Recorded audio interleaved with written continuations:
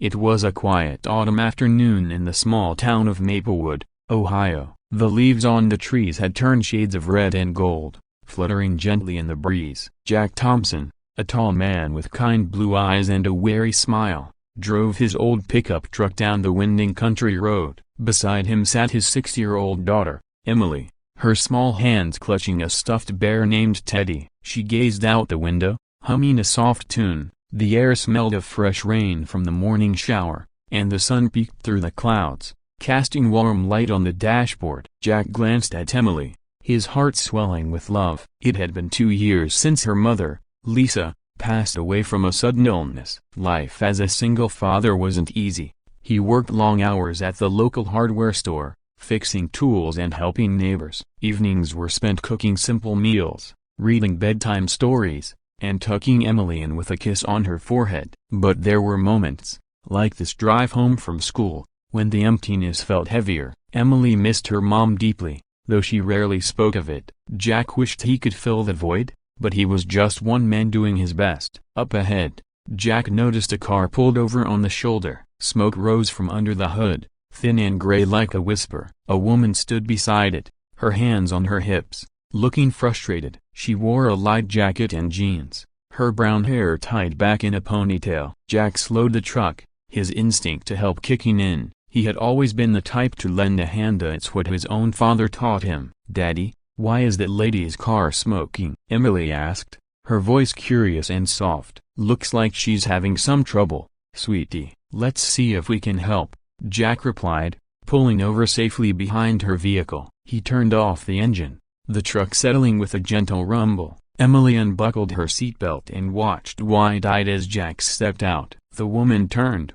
her face lighting up with relief. She was about Jack's age, mid-30s, with warm green eyes and a gentle smile that crinkled at the corners. "Oh, thank goodness," she said, her voice carrying a slight southern accent. "I'm Sarah Miller. My car just started overheating out of nowhere." "I'm not great with engines." Jack nodded, extending his hand. "I'm Jack Thompson. This is my daughter, Emily." He gestured to the truck where Emily waved shyly. "Let me take a look. I work with tools for a living. It might be something simple." Sarah stepped aside as Jack popped the hood. The engine hissed softly, steam escaping like a sigh. He checked the radiator cap carefully, then peered at the hoses. "Looks like a leak in the coolant hose. It's cracked. I can patch it temporarily if you have some tape or a clamp." Sarah rummaged in her glove compartment and handed him a roll of duct tape. "Will this work?" "I'm new in town. I just moved here for a teaching job at the elementary school." Jack smiled as he worked,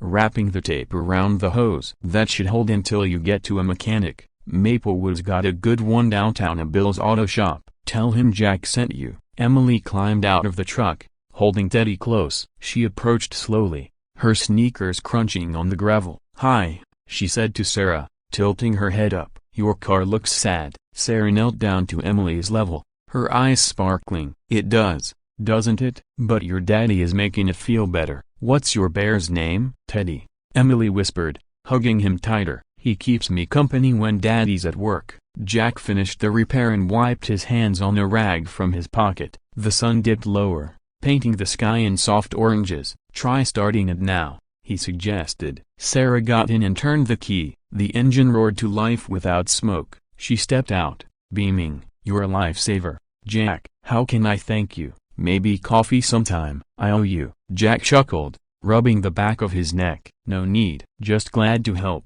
Drive safe." As they prepared to leave, Emily tugged at Jack's sleeve. She looked up at Sarah with big, innocent eyes. "Can she be my mommy?" she asked, her voice clear and hopeful. The words hung in the air like a gentle breeze stopping suddenly. Jack froze, his heart skipping a beat. Sarah's eyes widened, a mix of surprise and tenderness washing over her face. Emily stood there, unaware of the weight her question carried, her small hand still holding Jack's. Jack knelt down beside his daughter, his voice soft and steady. "Emily, honey, that's not how it works. Sarah's a nice lady we just met." But Emily's lower lip trembled. "But Mommy's gone, and Sarah's pretty and nice." She smiled at Teddy. Sarah glanced at Jack, her cheeks flushing pink. She knelt again, speaking gently. "Emily, that's the sweetest thing anyone's ever said to me, But being a mommy is a big thing. Maybe we can be friends first? Jack stood, feeling a warmth he hadn't expected. The road was quiet, only the distant chirp of birds breaking the silence. He cleared his throat. Sorry about that. Kids say the darndest things. Sarah laughed softly. It's okay. Really, she's adorable. They exchanged numbers, Sarah insisting on repaying the favor with homemade cookies. As Jack and Emily drove away, the truck's tires humming on the pavement, Jack's mind raced. Emily's words echoed in his thoughts. He hadn't dated since Lisa. The pain of loss still lingered, like a shadow in the corner of their home. But something about Sarah felt easy, natural. That evening, as Jack cooked spaghetti in their cozy kitchen, Emily drew pictures at the table. The house smelled of garlic and tomato sauce, steam rising from the pot. "Daddy, do you think Sarah likes us?" she asked, crayon in hand. Jack stirred the sauce, pausing. "I think she does, sweetie, but let's not rush things." The next day dawned crisp and clear. Jack dropped Emily at school, her backpack bouncing as she ran inside. He headed to work, the hardware store bustling with customers buying fall supplies. Rakes, bags of leaves, cans of paint lined the shelves. Jack helped an elderly man load mulch into his car, his muscles aching from the effort. Mid-morning, his phone buzzed. It was Sarah. "Hey, Jack, car's fixed thanks to your tip. Cookies are baked. Want to meet at the park after school? Emily can play while we chat." Jack hesitated, then smiled. "Sure. Sounds nice." The park was alive with children laughing on swings and slides. Leaves crunched underfoot as Jack and Emily arrived. Sarah waited on a bench, a basket of cookies beside her. She wore a sweater now, the air cooler with the approaching evening. "These are chocolate chip and my grandma's recipe," Sarah said, handing one to Emily. Emily bit in, crumbs on her chin. "Yummy, thank you, Miss Sarah." As Emily ran to the playground, Jack and Sarah sat, the bench creaking slightly. They talked easily about Sarah's move from Georgia, her love for teaching art to kids, how she lost her own parents young and built a life on her own. Jack shared about Lisa, the cancer that took her too soon, the quiet nights when Emily cried for her mom. "I'm not looking to replace anyone," Sarah said softly, watching Emily swing high. "But your daughter, she's special, and you seem like a good man." Jack nodded, the words warming him. "It's been hard, but maybe it's time to open up a little." Days turned into weeks. Sarah joined them for simple outings, a walk in the woods where leaves fell like confetti, a movie night with popcorn spilling on the couch. Emily blossomed, her laughter filling the house more often. She drew pictures of the three of them holding hands, taping them to the fridge. One evening, as rain pattered on the roof, they sat in the living room. The fire crackled in the hearth, casting flickering shadows. Emily snuggled between Jack and Sarah, a book open on her lap. Jack read aloud, his voice low and steady. Sarah listened, her hand brushing Emily's hair. When the story ended, Emily yawned. "Sarah, will you tuck me in?" Sarah glanced at Jack, who nodded. Upstairs, in Emily's room with its pink walls and stuffed animals, Sarah pulled the blanket up. "Good night, sweet girl." Emily hugged her. "I love you, Sarah." Sarah's eyes misted. "I love you too." Downstairs, Jack poured tea, the steam rising slowly. "She's attached," he said as Sarah returned. Sarah sat close. "So am I.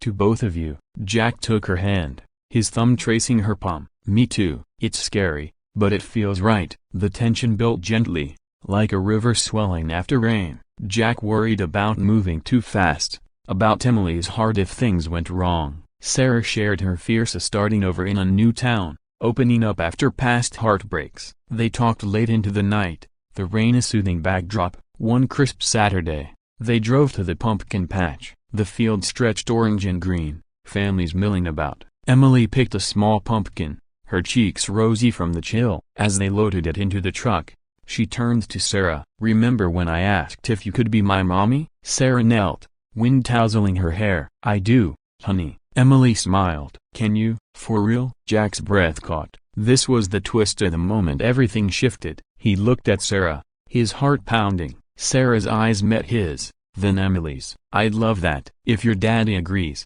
Jack knelt too, pulling them into a hug. "I think we all agree." Tears mixed with laughter. The sun set golden, wrapping them in light. Months passed. Sarah moved in, her things blending with theirs. The house felt full again, meals shared, stories told, love growing like roots in soil. Emily called her Mommy Sarah, her joy infectious. One quiet evening, as snow dusted the ground outside, Jack proposed by the fire. A simple ring, a promise of forever. Sarah said yes, tears shining. Their wedding was small, in the town church with friends and neighbors. Emily scattered petals, her dress twirling. Years later, looking back, Jack realized helping a stranger that day changed everything. It taught him that kindness opens doors, that love finds you when you're ready. Emily grew strong, knowing two mothers love you, one in heaven, one on earth. And so, in Maplewood, they lived a family born from a broken car and a child's honest words. If life's road leaves you stranded, lend a hand. You never know who might become your everything.